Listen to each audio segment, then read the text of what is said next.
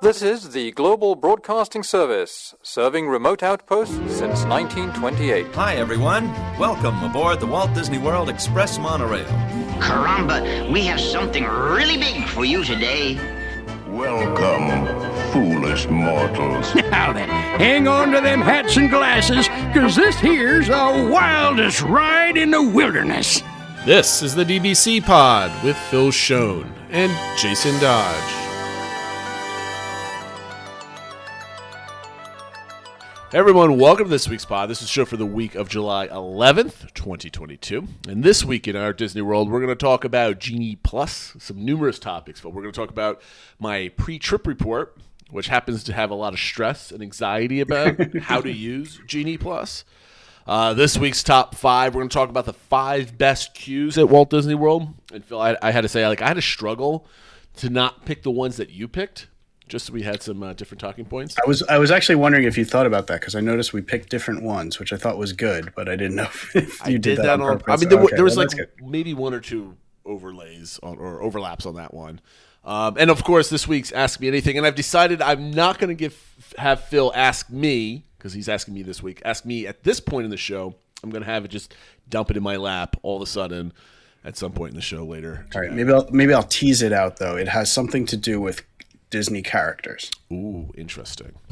So, is it going to be who would I want it to be my favorite Disney bartender as a character, or Disney character as my bartender? It wasn't going to be, but maybe it should be. Well, already had Mickey Mouse 2 weeks ago, but so we'll leave it at that.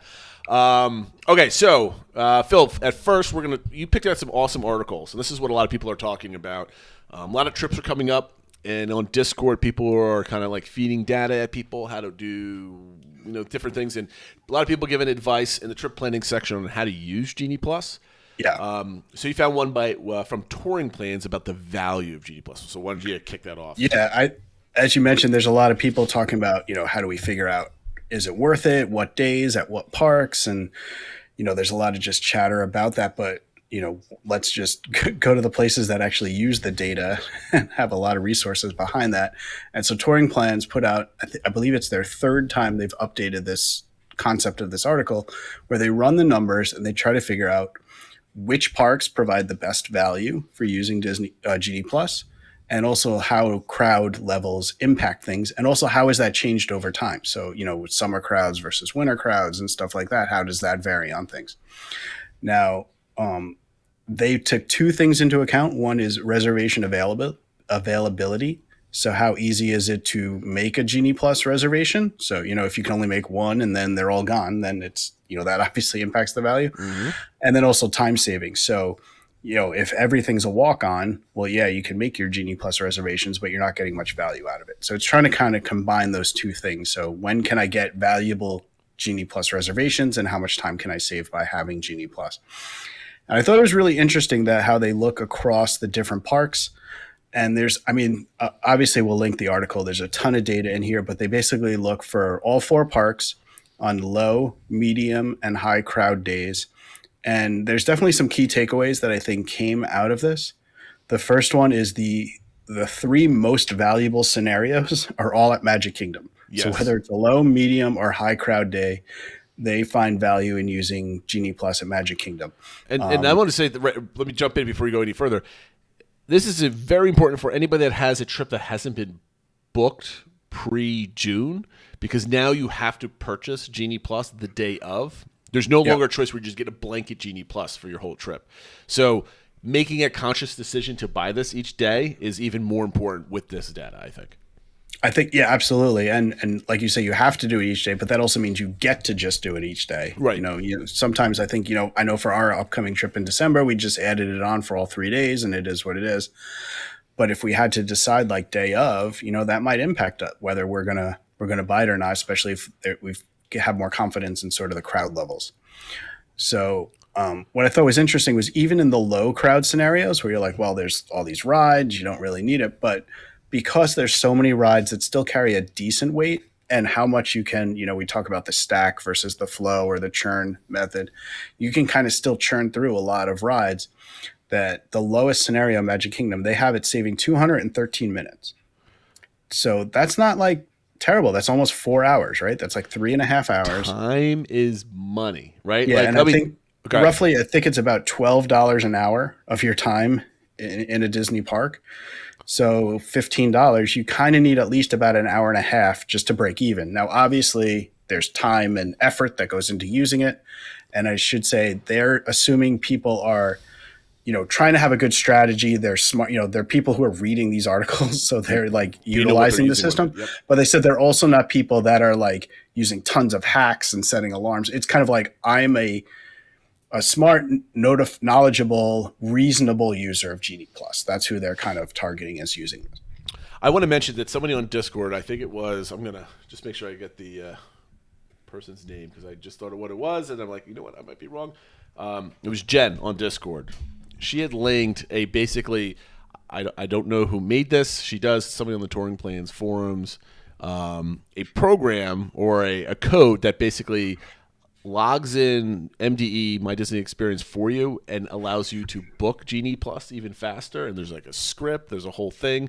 And I'm like, I don't know if I want to use this because this is kind of a little strange, but there's even hacks out there. So even at that level, people are using data. So it's assuming that you're not like using some crazy hacks and stuff like that. Right. This is not going that far, but it is somebody who is, you're getting up, you're getting your first one at 7 a.m. and stuff like that. Mm-hmm. You're not just like, strolling in at 11 and saying, hey, let's see what I can do. So one of the things I thought was interesting, so at Magic Kingdom has most rides on Genie Plus. This is going to have a lot to do with our next topic, what people are talking about when it comes to Genie Plus. But you've got Magic Kingdom a spread. So a low, if you're familiar with touring, crowd calendars, touring plan, whatever, low, I believe, is a crowd level 1 to 3. Mm-hmm. The net medium is 4, 5, 6. And then a high is 7+, if I got that right, Phil. The spread between low and high at Magic Kingdom is 213 minutes to 310 minutes, which to me is amazingly large spread. And it's the largest out of any of the parks at this point. Yeah. And it also shows that no matter what the crowd level, there's still value using it at Magic Kingdom, that even if you might not be able to get on it might be harder to get on the attractions you want on the crowd days, there's still enough attractions that because of the increased weights that all the attractions will have, you'll save the most amount of time on a crowded day in Magic Kingdom. That's your best value of using Genie Plus. So one of the things that they put out here is Epcot on a low crowd day only saves you 83 minutes. Yeah. And to me, I think anything over an hour is worth it in my time. Because I don't necessarily believe that you take the cost of a park ticket and you divide it by how many hours the park is open, and that's how much time is worth. I'm assuming that's how they're getting their calculations, right? To me, when you're down there, if I can gain an extra hour because of the cost of everything, then I think that's good value anyway. And I can't believe I'm saying this about Genie Plus, right? Because in a couple of days, and we're going to talk about my pre-trip plans and how crazy I've been going the last couple of days. Still, an hour's worth it. That's an extra ride. I mean, that's, an extra beverage that you could be having, or a snack, or, an extra, photograph that you could be taking. I don't know. There's a lot you could do in an hour in a park. Yeah. And to stretch those out, I don't agree with that comparison, an hour of the park type of thing is obviously everyone needs to decide, how often are you going, how many days are you doing, because if you're there for 10 days or whatever, an hour is worth less than if you're there for 4 days or whatever. But that was actually one of my takeaways was you're at least, even if you're doing the $1 per minute in the park, you're at least like breaking even in the worst case scenario, which I think is telling. Now obviously everyone's still going to compare it to FastPass Plus, which you would be saving this time, and there was no additional charge. But still, you're definitely getting some savings by using Genie Plus. It just might not feel worth it compared to the prior free version. Now, I do a lot of ROI, return on investment calculations in my professional life, and there's a lot of hidden savings in this too. Because obviously no one wants to be spending an extra $75 a day for a family of 5 or, whatever it might be for a party of 2 or whatever, right? So we understand, but this is the world we're living in, right? This is not going away. We're still going to be spending $15 a day. It's now the cost of being in Disney World. So let's assume that we're okay with that at this point. I think the fact that the hidden cost of keeping my wife and family happy by not waiting on as many lines, doing the different, like for example at Magic Kingdom, where you just basically you flow from one ride to the next, or your turn, whatever people call it. I think that's just saving because of peace of mind, right? Oh, yeah. And what's the value of not having meltdowns, whether it's an adult or child meltdown, right? It's. I think that's invaluable. I know I've had back in 2017 where we were refreshing like crazy people with our FastPass Plus program. I never had a better experience in the park because they weren't all headliners, right? But it was we're just going from one attraction to the next. We weren't waiting. We were just having fun as a family. And that had one of the most memorable experiences that I've ever had. And when we didn't have that back in September, when everything was standby, granted everything was kind of a low wait, but still it wasn't as good. So if I could pay to get that experience back, I think it's worth it. Yeah. And, when we're looking at Epcot, there's basically 3 rides that get long lines that it's valuable to use this at. And at low and medium days, you should be able to get 2 of them. And so that means you either have just one long line to wait in, or maybe just skip that one. That makes it value. I think the challenge comes on the high crowd days. And that's where you're seeing it at both Epcot and Hollywood Studios, where it's actually less valuable on high crowd days than medium or low crowd. And that because there's just not enough availability. That, at Epcot, you might only get one of those attractions. At Hollywood Studios, there's a few more attractions, but you're still only going to get like 2 to 3 attractions. And you're still going to wind up waiting in a lot of long lines if you want to get on a number of the attractions. But you're still saving you're still saving over 2 hours, which is interesting. And I'm glad you brought up Hollywood Studios because I forgot to mention before, as a data point, going from low, medium, high, you're saving 153 minutes, 172 minutes, and 148 minutes. So you're peaking at medium. Yeah. But there's no change. This data might even out even more in the next 2 months as they collect more and more data and kind of experiences throughout the year. But you basically, it's always going to save you roughly somewhere between 2.5 to 3 hours almost at Hollywood Studios, no matter what the crowd levels are. It's just, I don't know, you save 2.5 hours at any park, especially Hollywood Studios where there's no fireworks show right now or nighttime show, getting out earlier.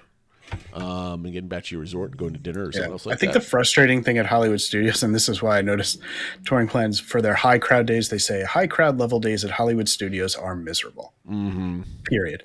And I think it's because great, you're skipping some lines, which is awesome, but then everything else left to do is a long line because everything carries long lines. So I think it's like, well, it's great that I paid for this money to skip a couple lines, but I'm still waiting in a lot of lines. So what did I pay for? I think that's where the frustration comes. And that's Hollywood Studios probably has to be the worst park just to be in my opinion.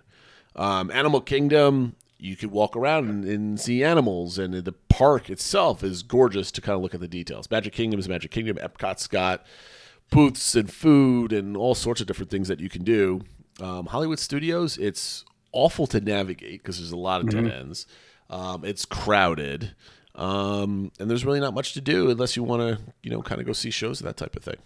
So, yeah, that's why we're not ending any days in our upcoming trip for Hollywood Studios, but we'll talk about that a little later. So anyway, I thought this was an interesting article. I love seeing the data worked out like this. So I think the key takeaways are that basically any day it's worth it at Magic Kingdom.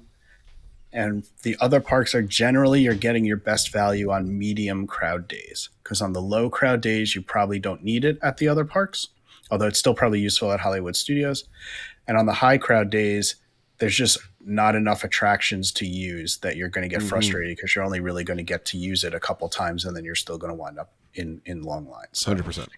As long as you go in kind of knowing that, then you can make these decisions and look at the crowd calendars. And like you said, now you have to decide day of. So what's the crowd going to be that day? And what are you willing to pay? And I guess, how did the previous day go? Right. Yeah, exactly. Wow. We waited on more lines than I thought. I guess it's worth it for me to pay Genie Plus today. Right. Mm-hmm. So, but I think this is useful information and it helps sort of quantify things a little bit better. So the second article we're talking about would impact these numbers tremendously. coming up. So why don't you explain what Block Mickey was talking about So this week? one of the reasons they updated these numbers for touring plans was because of the change that was made, not just for summer crowds versus winter crowds, but Disney had moved a number of attractions from being individual Lightning Lane to being part of Genie Plus. These varied by the specific date they were added, but in general, they added Frozen Ever After, Space Mountain, Mickey and Minnie's Runaway Railway, Expedition Everest, and Remy's Ratatouille Adventure. Now, some of those, they said this movement will expire August 7th. So Blog Mickey has an article up saying, okay, it's changing again in less than a month, but should it? Or should we keep it the same? Because we know Disney said they were doing this because to handle the summer crowds and spring break crowds and stuff. But there are some, maybe mid-September is not super crowded, but October is one of the most crowded times at Disney, right? Mm-hmm. So it's like, okay, you're going to go back to now another really crowded time and you're not going to have this adjustment. So I thought it was an interesting time to think about it and just saying, well, should Disney change this back? We don't know. They could announce tomorrow that they're going to do things, or there's going to be wholesale changes starting in August. But leading into the fall, kind of what do we think they should be doing related to these movements between individual Lightning Lanes and Genie Plus? Only Disney's going to know because they're going to have their feedback, customer feedback. They'll probably have a stark difference between customer satisfaction with Genie Plus, even though it's almost all negative when they're getting those the surveys that they do. But is it even more negative? Like I'm curious when they flipped the switch, it was probably too new to get proper feedback. But switching in August 7th, when there's still plenty of summer vacations left to go in the last 3 weeks of August and first week of September, they might have this. I guarantee you that there's probably going to be a good chance that they're going to let this run for 4 months or so until maybe the holiday time, like maybe like second week of November or something else like that, just to see if there's a clear demarcation of a drop of sales. Even further decrease in customer feedback, that sort of thing, to realize, oh, wait, this was the sweet spot or what might be another sweet spot type of thing. Should Disney do it? Absolutely not, right? There needs to be more attractions in the park for this thing to work. And, of course, it's, we can get into the whole thing of if everybody has Genie Plus, is it really a good service?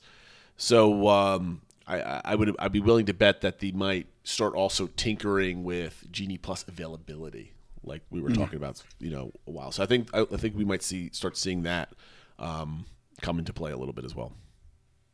So who knows? Do you think? Obviously, I'm willing to bet that you agree with me that they shouldn't do this. I think so. Yeah, it's an interesting take. You have that. Like maybe they will go back and say, like, okay, now that it's been out for a while, let's see what this does. But, definitely at things like Epcot, as I mentioned, there are 3 rides that really need, benefit from Genie Plus. Well, 2 of those rides were rides that were quote unquote demoted. So if you move those back to individual Lightning Lanes, I'm assuming they won't move both back, that now there'd be 3 individual Lightning Lanes at Epcot. But like now there's like 1 ride you really need Genie Plus for in Epcot. Like what's the point? So I don't know. I could see some bigger change happening. Maybe they start limiting things. We know they said they put that wording in there that it's not, they're limited availability. No dates have sold out, including July 4th hasn't sold out or anything like that. Now, maybe in the holidays it will, but could they start limiting things? Could they raise the price, when they do these changes? We assume Tron's opening at some point, which would impact things. But again, that's at Magic Kingdom, which sort of has the most attractions anyway.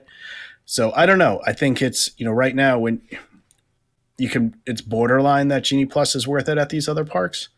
You take a couple attractions out and it's really hard to justify it. I think you might see a few things. I think we're going to start seeing a pattern where a new attraction comes out as a virtual queue. That's the only way, in an individual Lightning Lane attached to it. And it stays that way until the virtual queue kind of goes away. And I saw a tweet that you exchange with Scott Gustin on Twitter about how he was saying that because Cosmic Rewind has virtual queues available throughout the day, that it's time for it to go away. And you said, well, if it keeps people spread out through the day and everybody can ride it if they want and it makes it easier experience, why not keep it that way? Especially at Epcot, where people could be spread out over the park. It's like you're not like occupying people in a queue to keep them away from other places. Too. And it's not a super long queue. The queue supposedly can only handle about 30 to 40 minutes worth of line and stuff. So there's some benefits to keeping it there. Yeah. So I think we're going to see Disney start tinkering with it. I think at some places like Magic Kingdom, you might see some of the rides go back to individual Lightning Lane. I think at Hollywood Studios, I don't think they touch anything on that because, there's got to be value there. Epcot, because of the Cosmic Rewind, I don't think they'll adjust anything because I think they need attractions that are available on that thing. Animal Kingdom, I don't even know what you do with that. I mean, sure, put Expedition Everest back on it, but are people really going to pay for that? I don't think, because if I remember right now, if you want to ride Expedition Everest, just rope drop it and you can ride it 3-4 times in a row. Yeah. So no one's going to buy that because the line never gets too long. If you look at some of the data and the availability of GD Plus for Expedition Everest, it's available throughout the day, basically. So I don't even think that would be much of a moneymaker for Disney either. So I could see them not changing anything. But because if they want to get more value out of Genie Plus for a better customer experience, I think you might see them limiting or start experimenting with limiting Genie Plus at the parks, maybe half the amount that you want to sell and see what happens when it sells out. Or people at 10 o'clock wanting to buy it and then getting angry that it's not available anymore. They maybe want to test pissing those type of customers off. I don't know. Yeah, I know when that first was announced, people were wondering does that mean I have to stay up till midnight the night before, just to buy it? Is it really going to be that limited? And I know you mentioned Scott Gosselin. He said, as far as he knows, that's never the idea. The idea is more for limiting it so that people who stroll in at noon, 1 p.m. aren't allowed to buy it because the Disney feels they won't get their money's worth if you do that. So it's basically kind of capping it okay, if you haven't bought it by now, you're not going to get your money's worth for it. So we're not going to let you. So I think that's when it might cut out, would be more like 10 o'clock, 11 o'clock, something like that. So I still think, obviously everything's subject to change, but I wouldn't worry about not being able to buy it at, 6:45 in the morning before you can book your first one and stuff like that. So I would be surprised if they were limiting it by the time people woke up, it was sold out. I don't think that's the case, really. All right. So anybody else talking about Genie Plus with these? Any points that we? There's always just a lot of. I get embroiled in these back and forths on WDW Magic with people just still complaining about Genie Plus and coming up with alternatives and why it stinks or why it doesn't. Maybe I'll just shout out, Matt Pato's podcast. He had another one this weekend where he's had success with Genie Plus. And I've seen a few more people posting on Facebook and stuff look, here's all we got done. And I think now that it's been out for a little while, now that they've moved some of those, quote unquote, demoted some of those attractions, I think people are getting the hang of it a little bit more and knowing how to work it. I think that was a big problem. I don't know, problem's the right word, but so many people got really used to mastering FastPass Plus. And now this new system is different and they didn't know how to master. They weren't, experienced with it yet. And on top of that, you now had to pay for it. And that created a lot of frustrations. But I think people are starting to get a little more used to it, know when to buy it, know how to use it, and are at least getting more satisfaction out of their days with it. I've never objected to GD Plus in the way it worked. I always disliked the 7 o'clock opening of everything. Sure.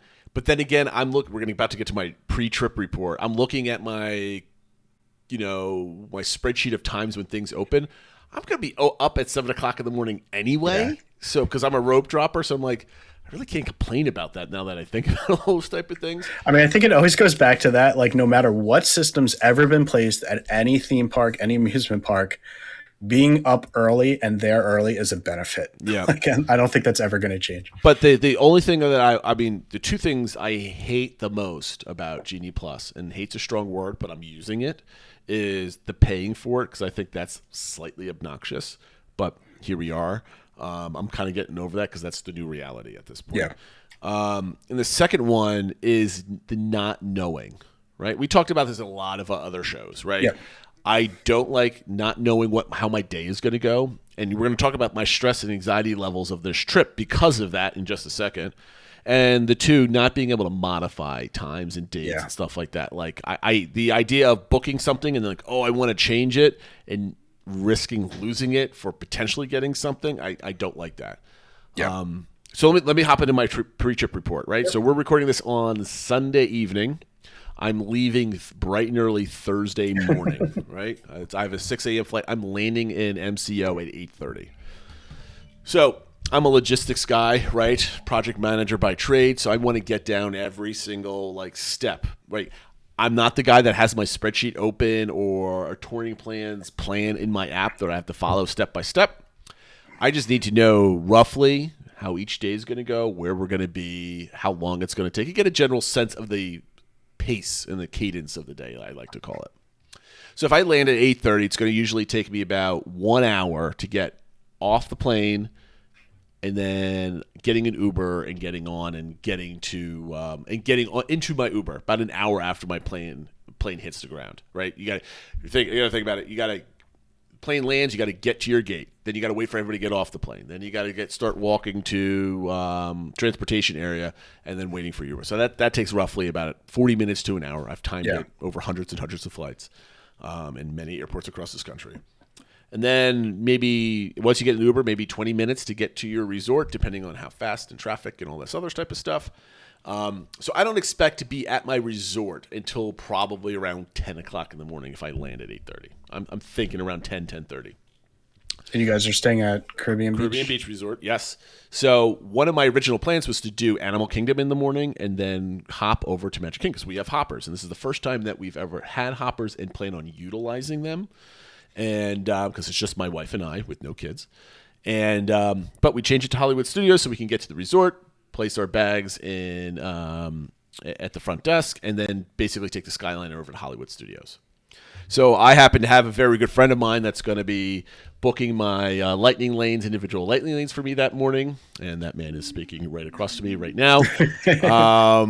And my plan for the day is essentially, if I were able to do this on my flight, because my flight doesn't have Wi-Fi, that's the only reason why I'm asking Phil for the assist.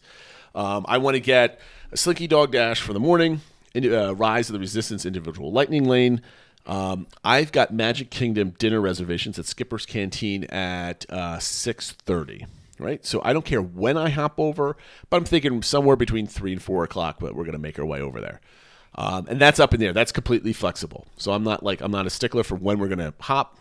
So my question is, if I can get we want to get an early return time for Rise, and I think that should be fairly doable. Slinky Dog Dash is always going to be a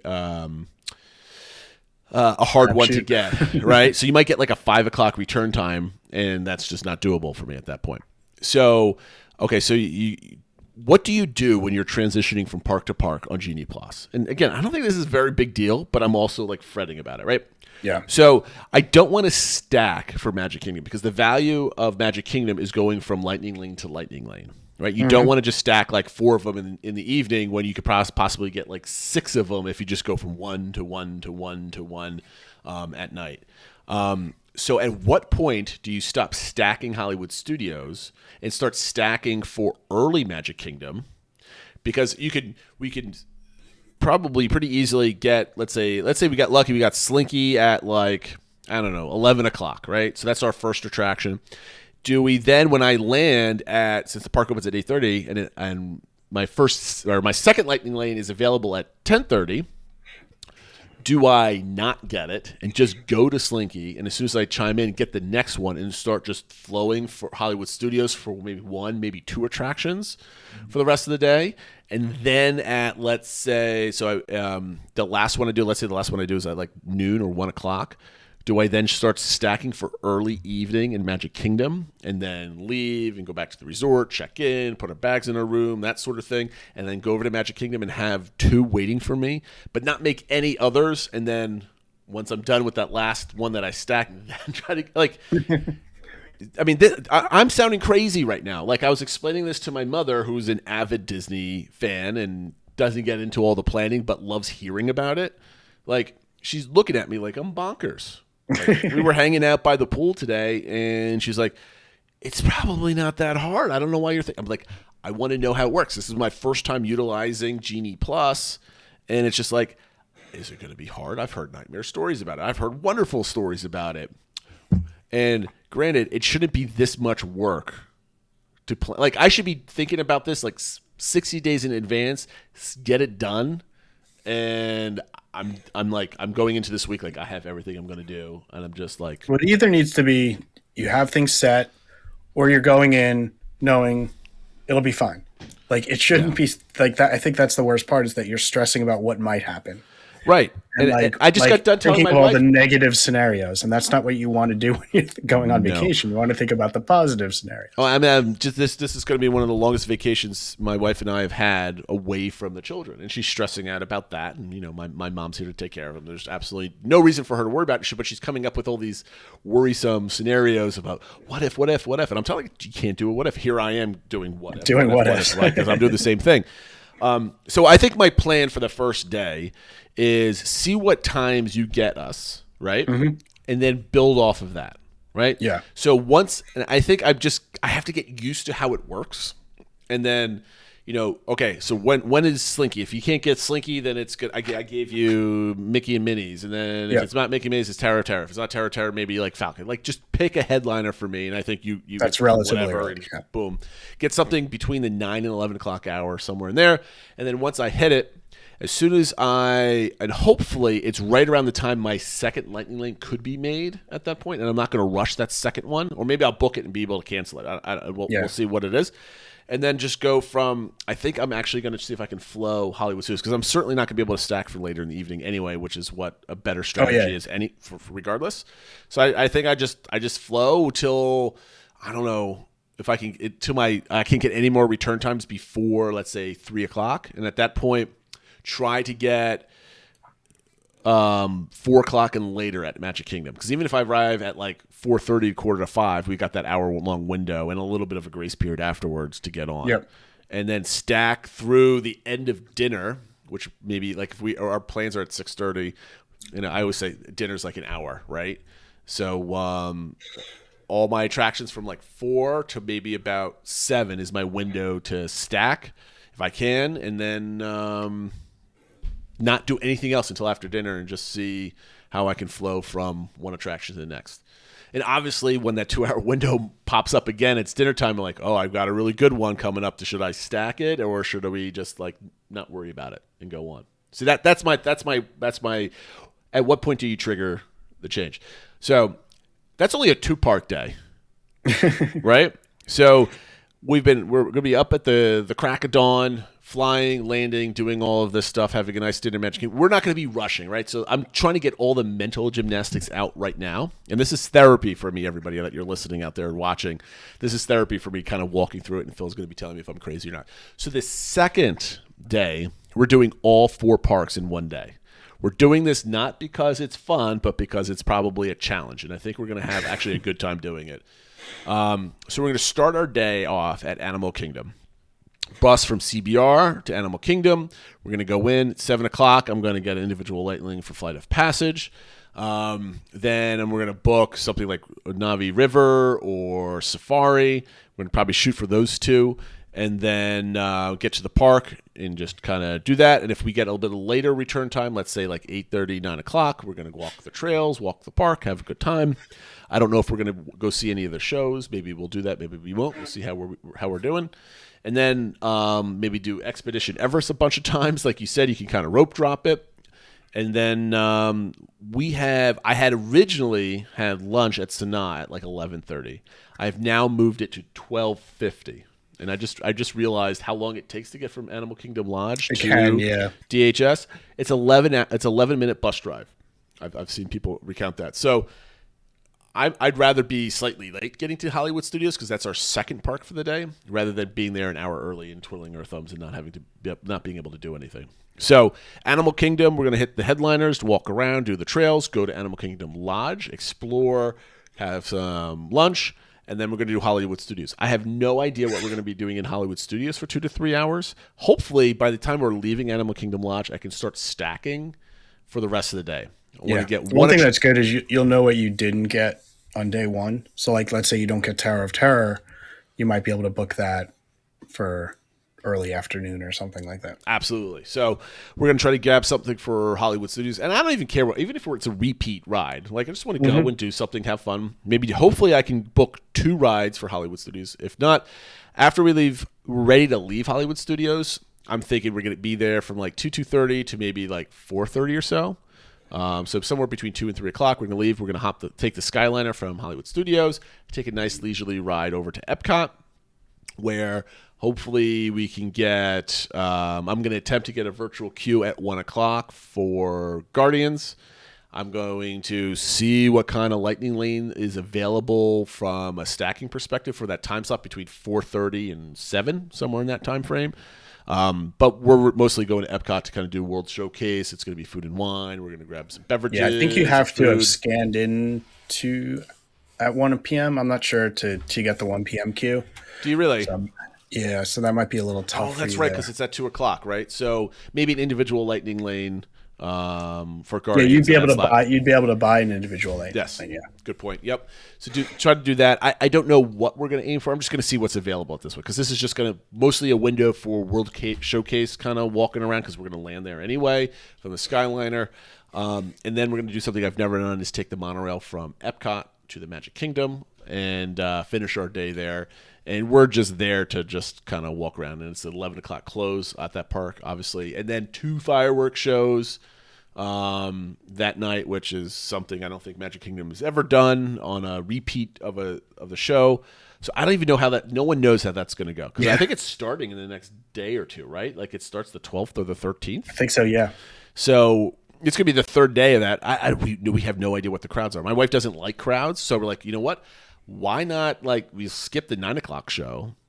We'll go do whatever. We talked about that a couple weeks ago. And maybe we watch the 11 o'clock show, maybe we don't. And then we're just gonna hang out. Maybe if we're exhausted, we'll go back. I don't know. So that's our full day. So this day is going to be more of a cluster, right? I'm just going to take whatever comes my way, right? I'm going to look at the app. I'm like, I can do this right now. Okay, this is what we're going to do. And even if we get a Lightning Lane for a certain time and we miss it, I'm not going to sweat it, because it's going to be the challenge of doing 4 parks versus trying to get GD Plus and maximizing it, getting our dollar worth and all that other type of stuff. So we shall see. And also, I've convinced my wife to attempt to do a vlog of the whole day. So I'm going to test my producer skills. So we're going to show up at Animal Kingdom, do the B-roll where, you kind of slowly scan over the archway of the park. And then we're like, we just went on this. And I think what I really want to do, because I haven't found any good detail of how to do a day of Genie Plus when you're park hopping. Right? Everybody talks about how to do the perfect day at Magic Kingdom with Genie Plus, and it's this, or Disney Hollywood Studios, and it's this. But there's never been any good articles or YouTube vids of watching somebody go throughout the day doing Genie Plus at multiple parks. So this is not going to be an educational one. This is going to be more of a family video that I'm going to put together. And if it comes out good, I'm going to put it on YouTube for everybody. I was going to say, you got to do the little jump things, right? When you to cut from scene to scene for TikTok. Right? You jump in Epcot and you wind up at Magic Kingdom or whatever. That would be kind of cool, actually. Now you're putting ideas in my head. Now I don't want to have to think too hard. I'm just going to shove the camera in our face and talk about it. But no, that'll be good. On our third day, it's kind of going to be slow day. It's basically Epcot all day with a trip to Hollywood Studios in the middle, just to use hoppers for the sake of hoppers. And I booked us an hour to go to Oga's, somewhere around 4 o'clock, to grab a drink and kind of walk around. And this is the day if we want to do Rise a second time or a third time and whatever, this is a way that we can maybe grab that or pick up any of the other attractions that we haven't. So we don't have to have high pressure to do everything that first day we arrive when we go to Hollywood Studios. So if we want to take it easy, we have 2 other times that we're going to be here for things. And we also that is sort of that is the joy of hoppers, right? I mean, I know we're not hopper families. We just always struggle with the cost, but that is the benefit of them. Knowing that you have multiple chances at each park, that if we don't get something that time, we have like 2 other times we're hopping there or whatever. I'm never buying hoppers again. I'm only doing this because it's a party of 2 at this point, right? Because that it's not affordable otherwise with 5. So I want to make use of them, right? It's like I'm hopping for the sake of hopping. I'm not hopping because I want to go to Hollywood Studios in the middle of the day. So we got all Epcot all day. I'm going to attempt to do the Epcot strategy that we talked about a couple weeks ago. So we're going to try to rope drop Remy and then do Lightning Lane for something else. And if that doesn't work for an early return, we're going to kind of finagle and do some different things. So we're going to try to figure that out. And then, of course, the last day of our trip, which is a Sunday, we're doing something I'm really looking forward to. It's a Magic Kingdom all day long. So we're going to, depending on how tired we are for the last night, but then again, Epcot closes at 9, so we should get like a nice full night's sleep if we just kind of go back and kind of crash at 10 o'clock from Epcot that day. Wake bright up early, go to Magic Kingdom, spend the morning doing whatever we're going to do.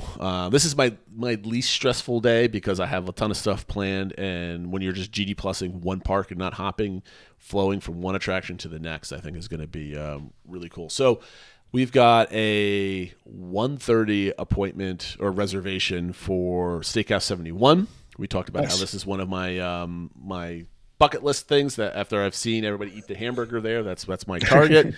My wife is going to get the vegetarian Wellington that you and other people have discussed before. My wife loved that one. Yep. And then we are done there. I don't know how long lunch is going to be. 40 minutes to an hour. And then we're going to hop the monorail, go over to the Polynesian, do some resort exploring, and get ready to go to Trader Sam's, hang out there for a little bit, whether it's for one drink or more. And then hop on the monorail, go to Grand Floridian, do some more exploring, and go to the Enchanted Rose Lounge for a drink and a snack, depending on how we're feeling. And then from there, it might be 5 o'clock, it might be 6. We're going to hop on the monorail, go back to the Magic Kingdom, because we actually have a dessert party scheduled for the fireworks. Nice. And then we'll get a good view of Enchantment. Again, my wife doesn't like crowds. It's not really looking forward to being smashed in the middle of massive humanity on Main Street. So this way we'll get a nice elevated view. And again, I don't think I'll ever do this again because of the costs associated with it. Oh yeah, when it's 2 people, it's a lot easier. Definitely a lot pull the easier. trigger. So we'll do that, and we'll see the first fireworks show. I guess you have to arrive an hour before the show. So if the show's at 9:20, you have to show up at 8:20 to go. I'll have to check that when I get to the park. And then when we're done, we're just going to wander the park for the rest of the evening and then get ready to go home. So I think that was a long litany of stuff. But those are my pre-trip plans. And outside the last day, when it's like a normal planned day that I expect at Disney World, everything else is just going to be a ball of anxiety until I actually use it. I feel like, your out. first day is going to be crazy, especially because you're like landing and you're kind of like, what did Phil get me and stuff like that. Like, and just figuring out how it works with hopping and stuff. I feel like once you get that first day like done and kind of handled, the rest of the days will go a lot easier because you'll understand how to like kind of flow and hop and pick it. It'll be a lot easier. But I suspect having never done it, I understand the stress levels. Well, I mean, like again, I know it's easy. You could go on MDE and see the times and what's available and hit things and practice and that type of thing. It's not hard, right? It's the project manager, engineer, crazy Disney. I want to do it perfect. I want to come back with the story like, haha, I conquered it and it was amazing. And I think we'll do it. My wife hates lines, obviously. Who likes lines? But like, she wants to just do like the old Fast Pass refresh type of scenario. She wants to do that, and I want to make it happy. So I want to make her happy. So we're gonna figure it out, and it's gonna be fun regardless. So that's why we go to Epcot a lot, because there's not a lot of there's a lot of things you can do without Genie Plus with food and wine going on. So I'm looking forward to that. So. Anybody have any questions for my trip or suggestions? Hit me up on social media. Come on Discord and yell at me for being a crazy person. You're more than welcome to do that. All right, so we have some new members to the community. We at least one, Phil. So who? Yeah, so no new Discord members this week, but a new YouTube subscriber, Stubbs, has subscribed to our YouTube, so thanks for that. Thank you. And we've gotten plenty of new followers on TikTok. I feel like with 500, almost 600 followers on TikTok that we would be here forever if we started naming them. But we've got a couple good top fives, which we're about to hit up, ideas from TikTok that we'll be using down the road, which I actually kind of like. So, but this week's top five was suggested by one of our newer members, if I'm correct, Phil. Yeah, so this is from Wheezy, who was one of our new TikTok followers and followed elsewhere and joined our Discord community. They shared a number of ideas for top fives, but one of them is top 5 best queues at Walt Disney World. So do you want to go first, Jason, or do you want me to do mine? I will go first. I think you went first last week. Okay. So my top 5 queues that I enjoy the most at Walt Disney World. We're going to start with one. Number 1, it's Peter Pan. I think the ride is completely overrated, but the queue is super fun. I don't think there's any other line that my kids enjoy the most by playing with the shadows, seeing Tinkerbell kind of rattle the drawers open and shut with the lights and all sorts of different stuff. They did an excellent job with this. It's a little claustrophobic. And when I went in September with everybody wearing masks and everything else like that, it was a little freaky because they're packing you in there. But the queue, even though it's just narrow hallways that kind of zigzag except for that one room, it's an awesome queue, and I really enjoy it tremendously. That one was not on your list, which I was surprised about, Phil. It was on my list, and then I removed it for other ones that I liked better. So Okay. it's definitely in the running. Okay. My second one is fairly obvious. I feel kind of cheating put this on there, but if you didn't put this on your list, so I had to put it on there just so at least it's mentioned. It's Rise of the Resistance. Mm-hmm. Obviously, I think I'm counting the pre-show as part of the queue. Yeah, that was actually one of my one. questions was wondering where you count the end of the queue and the start of the attraction. Because if you only cut it off before any of the pre-shows, the queue for Rise is fine. Oh, it's but I nothing think special. It's the yeah. So I think that's why I ultimately, because I was like, I don't know how much to factor in pre-shows. So that's why I didn't. Well, you have the first on your list over here, too. So I was kind of thinking that you were accepting a little bit of the pre-show. No, on your I was queue. basing all mine on not including pre-shows. Interesting. Okay, so Rise, I consider everything to be the queue until you get on the ride vehicle, basically. Okay. Because you're standing around waiting, right? They're just entertaining you around it, right? So Rise of the Resistance is actually pretty cool. I like the actual queue itself. It's nice. It's not anything special before the pre-show starts, but I like all like the Rebel kind of like glowy kind of map type stuff. And there's a lot of whatever. things you can do in that queue with the Play app on your phone. You can like translate things, so it's definitely they can keep your attention, Yeah. even if it's not that varying of different things to see. But the show itself is really cool. I like where you wait in the spoilers, I guess at this point. I don't know. The hangar where you have all the stormtroopers and you seeing like the shield before you can actually see space and it's shielded and you can see things fly by. I think it's absolutely excellent. My third is Pirates of the Caribbean. Because it's got the smells, it's got the sights, it's got the music. I don't mind waiting on this attraction. I get to sing the pirate song and annoy the heck out of my kids with it. It's absolutely my favorite. It's my favorite. It's a nice break from the heat too. Absolutely. My fourth favorite queue at Walt Disney World. I don't know if I'm ordering these correctly. Like this is literally my fourth or just one of my top 5. Anyway, it's Haunted Mansion because how could you not have the stretch room in one of your best queues? Now, it's also one of the worst queues too. Because you're waiting outside, it's hot. It always feels like it takes forever to get through that thing unless you have a fast pass or lightning lane for it. So the whole playing the music and hitting the stone, the imprints of the musical instruments or whatever you want to call them. I guess it's cool, but it's not great. But the stretch room is phenomenal, and I consider that part of the queue. So I had to put it on there, and I didn't want to make it an honorable mention, so I felt guilty of not putting it on there. And then lastly, and again, this is I guess I'm cheating, according to you, Phil. I'm including the pre-show. Mickey and Minnie's Runaway Railway, when the screen explodes, and you go into the cartoon. I think that is a phenomenal effect, and I enjoyed it tremendously the first time I went on it. So those are my top 5 queues at Walt Disney World. Are you penalizing me because I use some of the pre-show versus the queue? I'm not necessarily penalizing you. I'm just, You're allowed. If I had included them, I probably would have had a lot of similar ones that you had. Okay. Well, it's good that we're different. The way I thought about it, I was like, I'm not going to include them. So for my list, not saying it's right or wrong, but for my list, I'm only including prior to any pre-shows. All right, Phil. So what are your top 5 queues at Walt Disney World? So my top 5 queues at Walt Disney World leading up to any pre-shows is Flight of Passage. Even before the pre-shows, there's so many things to look at in the lab. That's when you see the floating avatar and stuff like that. But even prior to that, I love the transitions they do in that, where it starts out basically just in kind of the jungle and nature, and then slowly you start seeing more and more man-made stuff take over, but you see how like nature is like reclaiming the base and stuff like that. I just think it's really well done. On my list, I have Tower of Terror.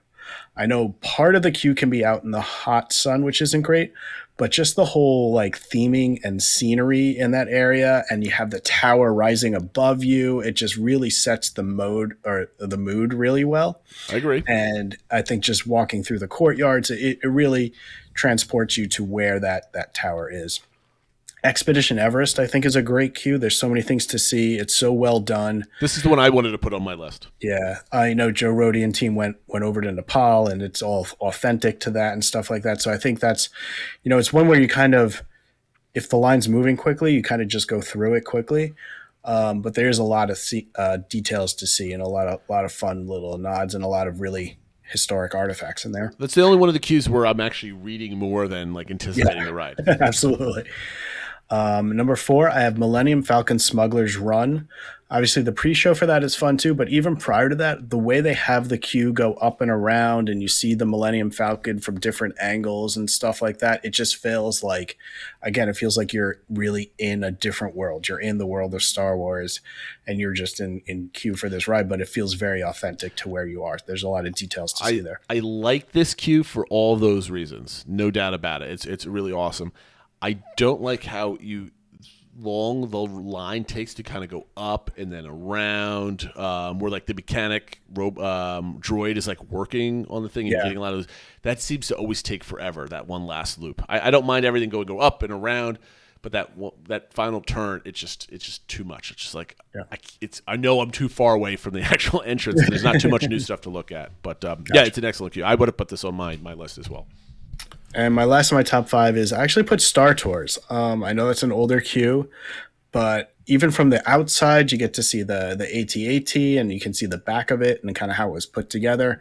But then once you get inside, you see they have all these fun little puns about like all the different trips that the Star Tours is taking. You have C-3PO in there. You have the droid doing the x-rays, and you can see all the things inside the luggage and stuff like that. I just think they did, especially for an older queue, they did a really good job of kind of giving you fun little things to look at while you're waiting in line. And again, it really makes you feel like you're in a Star Wars airport hangar or whatever you want to call it. So I think they did a good job with that. So this is one I would probably disagree with you on.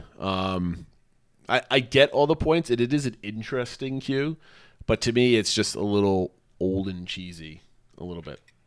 And I'm not trying to insult Star Tours. I love the attraction. It's one of my favorite attractions at Hollywood Studios, but it comes off as like 80s, 90s to me. Yeah. I mean, that's what it was. Maybe right? I like the retro aspect of it, or Yeah. I'm giving it, bonus points for being as good as it was at the time it opened or whatever. That's fair.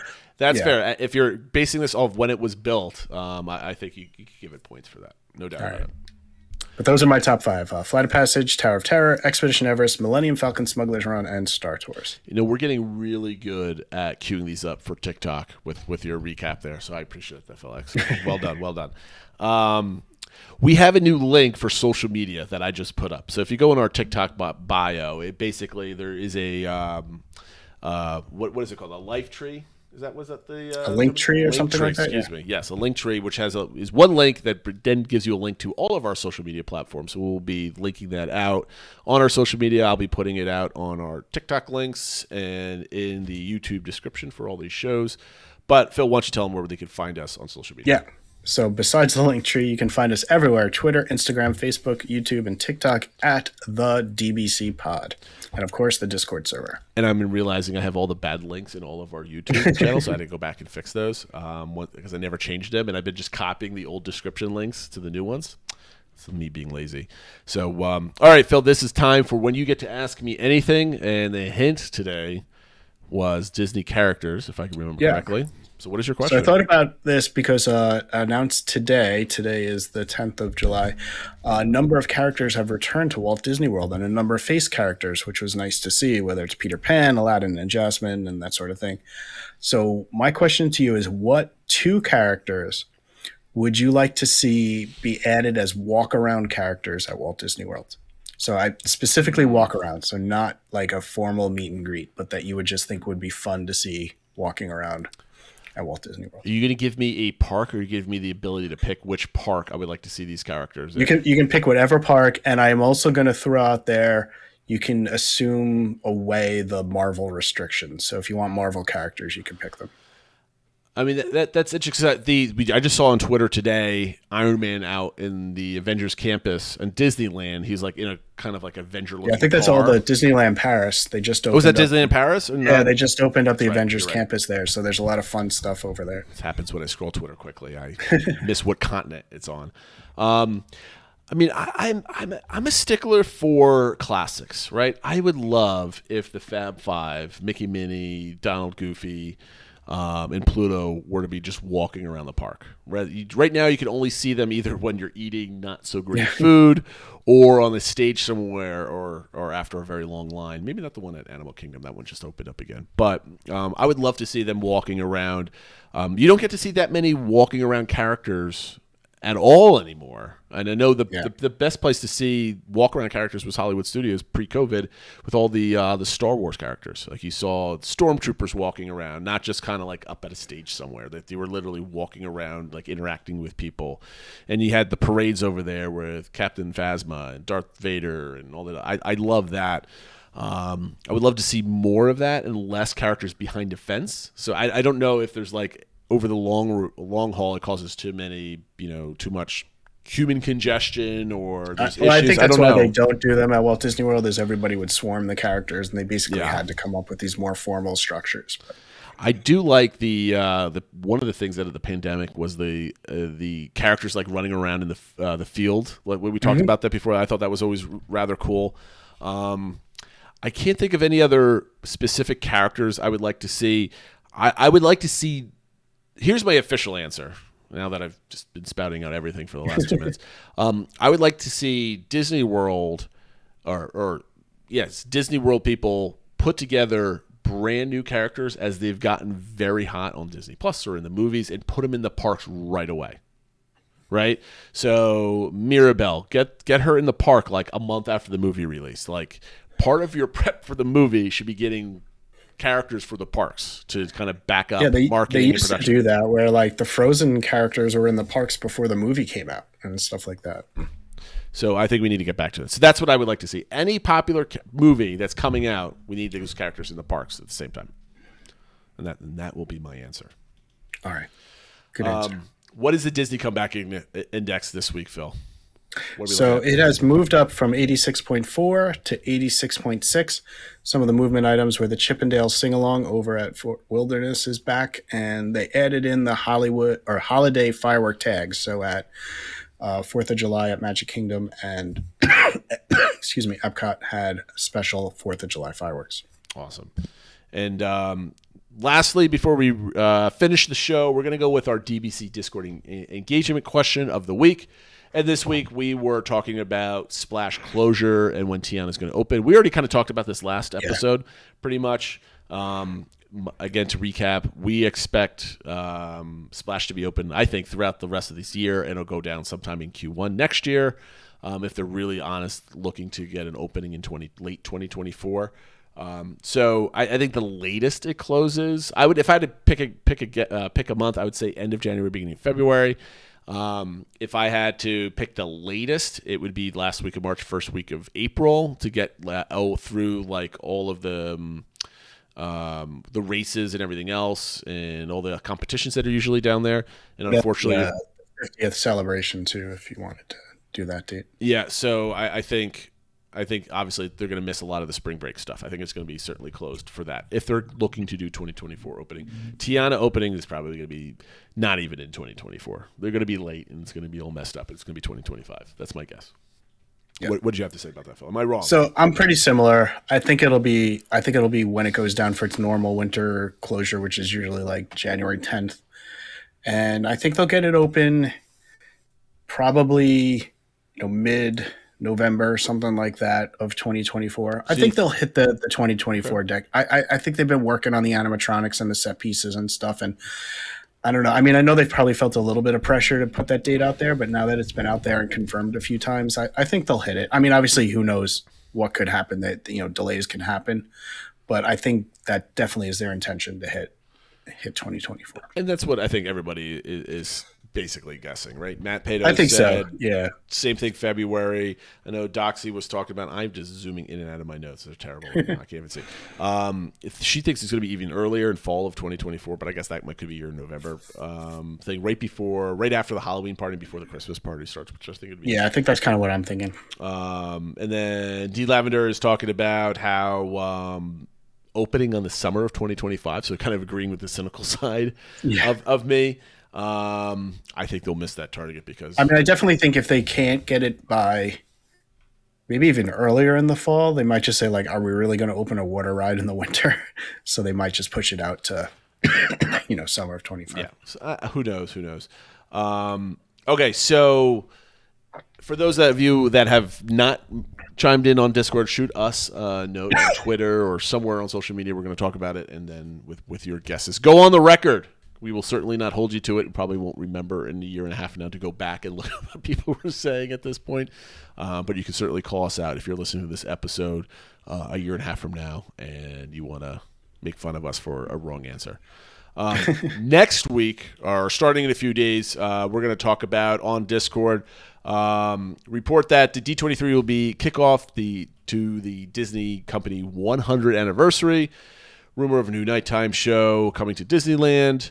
And the question is, what do you want to see come to Walt Disney World and the Disney Company for the 100th? So one of the things we're not going to answer this and talk about now. This is what we're going to talk about next week. But I'll give a little bit teaser of what I'm thinking is a lot of the things that they were planning for the 50th might be pushed off for the 100th because they weren't able to do it because of either resources, time, or constrictions because of the pandemic. So we'll leave it at that. Phil, anything we missed today? No, I think we got on anything. I think I'll just hit again on the characters returning, and there's just been a bunch of little things. I think we mentioned last time the fire, the water burst coming back at Star Tours. I saw today that the Mist has returned at Big Thunder Mountain. It just seems like there's a lot of little things coming back at Walt Disney World, but at the same time, we're also seeing more and more things removed from the list. I saw like the Main Street Trolley show is no longer listed as like coming soon or just temporarily away, things like that. So it feels like we're getting back towards or getting to that point where Disney's saying, here's the things that are back and we're getting them back. Here's the things that maybe aren't coming back. So I think it's an interesting time to see kind of what makes the cut and what doesn't. But I think what we're seeing, I don't think taking things that are coming soon is going to mean that it's gone. I think what Disney's doing is cleaning up all of their pandemic messaging. Yes, exactly. Everywhere. Yeah. So it could be coming soon, but they don't want more coming soon or reminding people that things are gone because of COVID. They're just going to say, well, it doesn't exist now, but it could come later, but you're going to find out later. It's not a big deal at this point. They don't want those lists. And a counter argument to like how people dislike Chapek so much because the maintenance is terrible. No one's investing in Walt Disney World, blah, blah, blah. And I think it's a nonsense argument for diehard Disney fans that just hate the way quote unquote Disney's run now. Yes, there's a lot of animatronics down at Dinosaur. There's a lot of animatronics down at Splash, but they're going to take down Splash and remove all of them. So I don't think they're investing in fully fixing a lot of these things. Yeah. And if that's the case, we might see something going in Dinosaur that they're not willing to change come D23. So that might be a hint of things to come. Where you're not seeing work where you think there should be work, so maybe for a reason. Yes, exactly. So I'm curious to see if we get some messaging on that in the coming months. That being said, everybody, we're way past the hour mark. Well, maybe not way past. It's 3 minutes. Anyway, have a great week. Next week, I'm going to be in the world. So we'll probably be recording when I get back on Monday or Tuesday next week, and we'll do like a trip report, see if my anxiety has proven true and I'm a mess by the time I come back, dressed with stress and everything else. So I'll need a vacation for my vacation. We'll see. We'll see if, or are you a Disney Genie Plus truther? Well, me and Matt can either be best friends or worst enemies at the end of this. We'll have that discussion on Discord, of course. Have a great week, everybody. Thanks you for listening and watching. We'll catch you next time. Take care, all. Bye.